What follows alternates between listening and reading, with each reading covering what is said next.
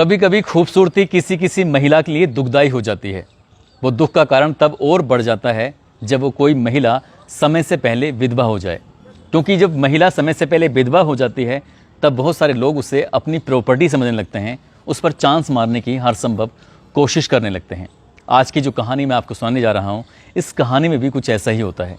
एक महिला के पति की लगभग 15 साल पहले मौत हो चुकी थी, लेकिन वो महिला बेइंतहा खूबसूरत होती है। अपने बच्चों को पालने के लिए वो हर तरह से कोशिश कर रही थी, सर्वाइव कर रही थी, लेकिन जहाँ जहाँ वो काम करने जाती थी वहाँ वहाँ लोगों की उस पर गंदी नज़र होती थी। एक बार जब वो काम कर रही थी तो वहाँ मौके पर कुछ लोग उसके साथ अभद्रता कर रहे थे, उससे गंदी गंदी भद्दी भद्दी मजाकें कर रहे थे। इस बात को उस इलाके का जो डॉन होता है वो डॉन अपनी आंखों से देख लेता है। तभी गुस्से में वो न केवल उन लोगों को डांटता है बल्कि उस महिला को भी डांटता है और कहता है कि तुम्हें शर्म नहीं आती? ये लोग तुमसे इस तरह की भद्दी और गंदी मजाक कर रहे हैं, तुम किसी को डांट नहीं सकती हो, फटकार नहीं सकती हो?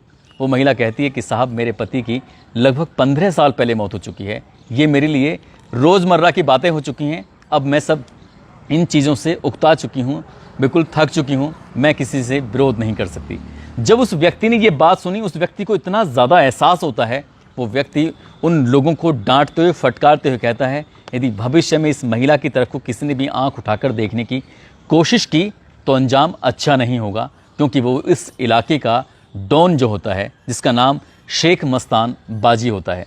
शेख मस्तान बाजी ने न केवल उस महिला को प्रोटेक्ट किया बल्कि लोगों को डांटा फटकारा भी, और यही बात उस महिला जिसका नाम होता है जानवी, उसको बहुत ज़्यादा पसंद आ जाती है। और इसी बात पर उस महिला को उससे मोहब्बत हो जाती है, इश्क हो जाता है। और ये इश्क इतना भयानक होगा ना तो उस महिला ने कभी सोचा था, ना उस इलाके के डॉन ने कभी सोचा था, क्योंकि भविष्य में 1-2 नहीं 3 कत्ल होते हैं। और 3 कत्ल की जब वजह सामने आती है तो लोग इस कत्ल को सुनकर वाकई हैरानी में चले जाते हैं, लोग सन्न रह जाते हैं। आदाब, नमस्कार, सत श्री अकाल। मैं उस्मान सैफ़ी। आज की जो सच्ची घटना मैं आपको सुनाने जा रहा हूँ, ये सच्ची घटना है आंध्र प्रदेश का एक ज़िला है पंडालू, और इसी का एक थाना लगता है नरसारावपेट। दरअसल एक नरसाराव क्षेत्र का एक इलाका है, एक जगह है।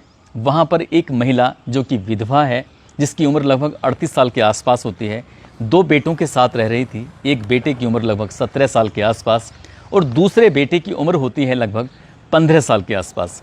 बड़ा बेटा अभी बाहर से घूमकर घर आया था, और घर आने के बाद जब उसने दरवाज़ा खुलवाने की कोशिश की तो दरवाज़ा अंदर से बंद था।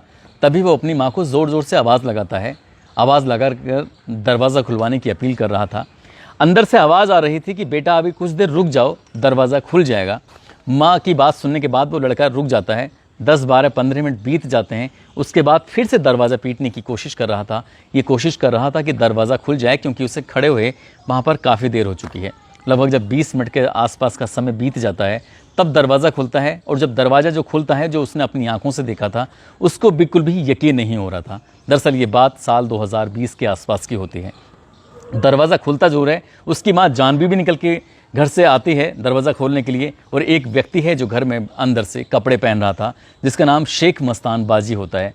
उस इलाके का डॉन उसके घर में लड़के के ये क्या कर रहा है, ये अपना आप में एक सवाल था जो अपनी माँ से पूछने के लिए वो बहुत ज़्यादा आतुर था।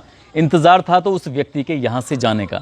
जैसे ही वो व्यक्ति कपड़े पहनकर घर से निकलता है, वो अपनी माँ से पूछता है कि माँ ये सब क्या है, मुझे कुछ समझ में नहीं आ रहा है।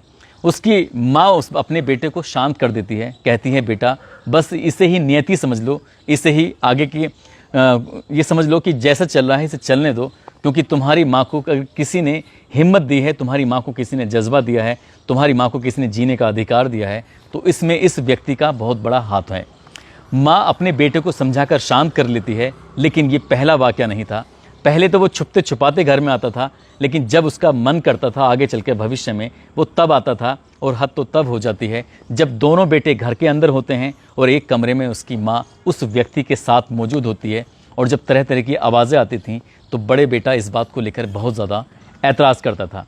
वक्त बीतता चला गया और सितंबर 2021 के आसपास की बात है, यानी कि जुलाई 2021 के आसपास की बात है, जब लड़का इस व्यक्ति का विरोध कर रहा था, उस व्यक्ति ने इसको डांटा फटकारा, कहा कि यदि भविष्य में तुमने इस तरह का शोर मचाने की, ये विरोध करने की कोशिश की तो अंजाम अच्छा नहीं होगा। लेकिन वो लड़का अपनी माँ की इज्जत के लिए और घर में जो हो रहा था उसके लिए बहुत ज़्यादा परेशान हो जाता है। और तभी ये इलाके का डॉन, जिसका नाम शेख मस्तान बाजी जो होता है, वो प्लान करता है, ऐसा प्लान जो कभी उसकी प्रेमिका ने, उस विधवा औरत ने सोचा ही नहीं था।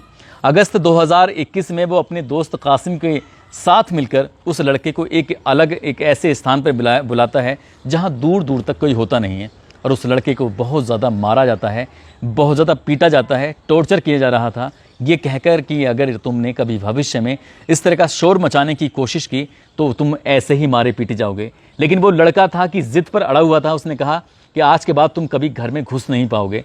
इसी बात को देखते हुए जब यहाँ पर कहासुनी ज़्यादा होती है, तभी इस लड़के को मारकर उसकी गर्दन काटकर उसके शव को कहीं छुपा देते हैं, जब जिससे क्या किसी को पता ना चल सके।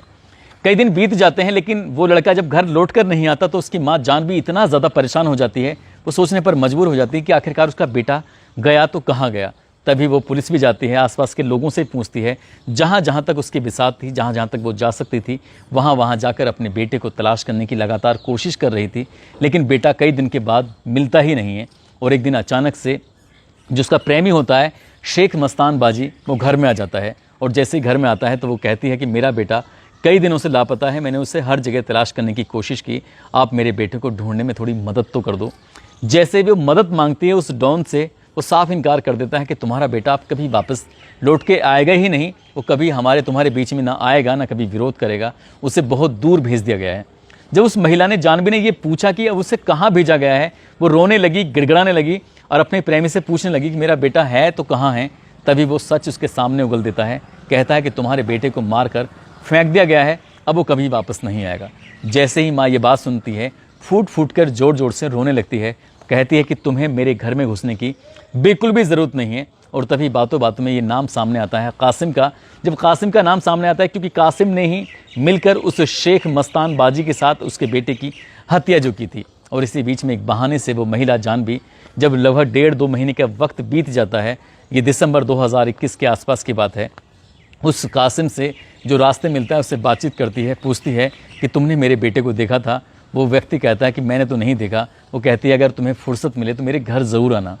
वो टाइम और जगह जो भी थी वो खुद डिसाइड करती है, बताती है, और कासिम से अपने घर बुलाती है। कासिम से कहती है, कासिम तुम मुझे बहुत अच्छे लगते हो, जब मैंने शेख मस्तान के साथ तुम्हें देखा था तभी से तुम मुझे अच्छे लगने लगे, लेकिन ये बात मैं तुमसे कभी कह नहीं सकी। जैसे ही कासिम ये बात सुनता है, उसकी खूबसूरती को देखकर वो पहले ही से ही उस पर इम्प्रेस था, क्योंकि वो शेख मस्तान की वजह से कुछ कह नहीं पाता था, और उस महिला के यानी कि उस विधवा के पास चला जाता है। वहाँ जाने के बाद वो विधवा उसको बहुत सारी शराब पिलाती है, वो दोनों एक दूसरे के साथ शारीरिक संबंध भी बनाते हैं, और मौका मिलते ही वो उस व्यक्ति को वैसे ही पीटती है, वैसे ही मारती है जैसे क्या उसके बेटे को मारा गया था, पीटा गया था, और उसकी गर्दन काटकर उसको अलग कर देती है। और जैसे ही उसकी हत्या कर देती है, ये दिसंबर 2021 का वाक़या था। ये हत्या करने के बाद सीधा नरसाब राव पेट थाने में पहुंचती है। वहां जाकर बताती है कि मैंने एक व्यक्ति की हत्या कर दी है, और हत्या की वजह ये है। जैसे ही पुलिस हत्या की वजह जानती है तो पुलिस के भी रोंगटे खड़े हो जाते हैं सुनकर, क्योंकि एक महिला ने जिस तरह का काम किया वो वाकई अपना आप में बहुत भयानक था। उसने अपने बेटे की हत्या का बदला लेने के लिए उस व्यक्ति को न केवल वैसे ही मारा जैसे बेटा मारा था, और उसने उस मैसेज दिया कि उसने बेटे की हत्या का बदला भी ले लिया है। पुलिस उसे गिरफ्तार करती है, और गिरफ्तार करने के बाद जेल भेज देती है। जो उसके बेटे का कातिल था, एक कातिल तो मारा जाता है, जबकि दूसरा कातिल जो होता है शेख मस्तान बाजी, जो इधर उधर घूम रहा था, पुलिस उसको भी गिरफ्तार करती है। गिरफ्तार करने के बाद जेल भेज देती है। कई महीने ऐसे ही बीत जाते हैं, और बीतने के बाद ये महिला, इसके परिवार के लोग कोर्ट में अर्जी देते हैं, ज़मानत के लिए कोशिश करते हैं, और एक बार ज़मानत के लिए अर्जी मंजूर कर ली जाती है। आखिरकार वो महिला जेल से जब छूट कर आती है तो सामान्य ज़िंदगी जीने की कोशिश कर रही थी। इसी बीच में उस महिला को पता चलता है कि शेख मस्तान बाजी है, वो भी जेल से छूट गया है। अब कहीं ना कहीं वो मिलता था, बातचीत करने की वो कोशिश करती थी, तो वो बात नहीं करता था, वो डरता था। उसे लगता था जैसे कासिम की हत्या हो गई है, कहीं ऐसा ना हो उसकी भी हत्या हो जाए। और जब ऐसे ही वक्त बीतता चला जाता है, तभी ये मई जून के आसपास की बात होती है 2023 में। वो उससे संपर्क साधने की कोशिश कर रही थी, उसे नंबर मिलता है, और नंबर मिलने के बाद उससे फ़ोन पर बात करना शुरू कर देती है, और बातचीत करते हुए कहती है कि जो भी हुआ है उसे भूल जाओ, तुमने कौन से मेरे बेटे की हत्या की थी, इसलिए जिसने हत्या की थी अब वो भी नहीं रहा, और जो भी तुमने जुर्म किया है तुम भी सज़ा काट रहे हो, और तुम्हारे ऊपर भी मुकदमा चल रहा है। इस मामले को यहीं ख़त्म करते हैं।